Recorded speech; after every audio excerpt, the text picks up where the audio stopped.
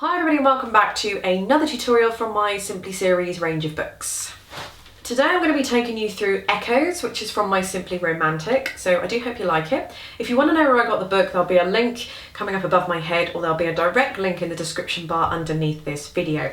So if you want to know how to play Echoes from Simply Romantic, then please keep watching. The first thing I'm going to do is play it all the way through, then we'll go through some parts in the music.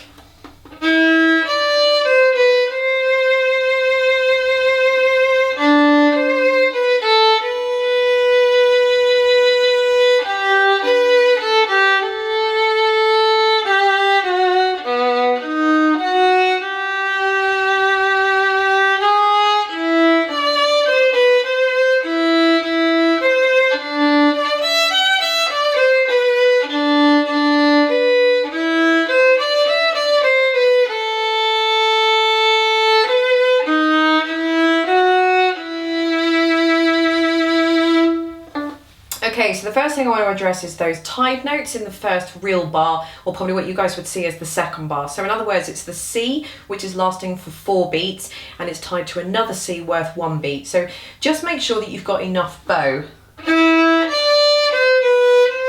So can you see there, my notes took me the last 2 notes before that C.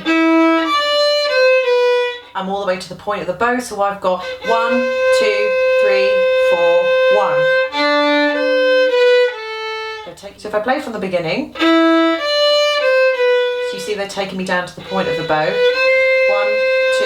3, 4, 1. That A is taking me to the heel of the bow. 1, 2, 3, 4, 1. So whichever way you've got the bow round, just make sure that the last note or 2 notes take you to the point of the bow or take you to the heel of the bow, so that you've got enough to play for those 5 beats there. In bar 6, you've got an E flat, so that's just going to be a 1 in a back position. So the E flat normally goes on the first finger on the D string in normal position. You're just going to take it all the way back until you find that little ridge on the nut there. So that's E flat. In 2 bars after that, so in bar 8, you've got a G sharp, and you can either play that with the 3rd finger or the 4th finger. So a G is normally here on the D string in its normal position. A G sharp is just going to be a notch or sort of slightly above that. Because you've got a G for 4 beats, or a semi-breve or a whole note in bar 7 there, then you're playing it as a G sharp after that. So it's up to you. You've got 2 options. You can either just play the G for 4 beats and then slide it up to a G sharp, or what I did was just pop in the 4th finger right behind it, and that way I didn't have to sort of do any sliding. But it's completely up to you. You can slide or put in that 4th finger. Either or, my instinct was just to put the 4th finger down, but sliding would have been fine. It just depended what I decided to do at the last minute. So the only other thing is bar 14. You've got something strange going on here. So in the bar before that, you've got an open A for 4 beats. 1, 2, 3, 4.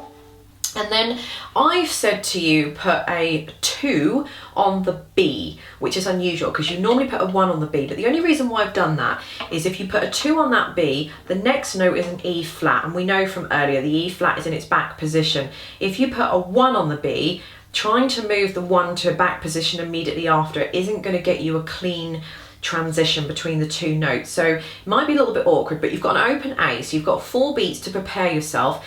Put a 2nd finger where the 1st finger would go on the A string, and then when you come to play that E flat, your 1st finger is free to put it in that back position. You've got an E natural after that, so you can just slide it forward. So if I just play that bar to you up close.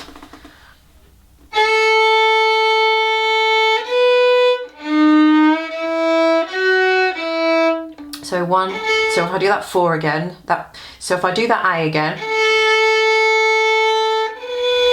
putting in my 2nd finger for that B, and then my 1 is ready to slide forward for that first finger there. So that's pretty much it. I hope you enjoyed Echoes. Don't forget to check in the description bar directly underneath this video. I'll have links to all the other book series, Simply Gypsy, Simply Jigs and Reels, Simply Jazz and Blues, Country and all that kind of thing.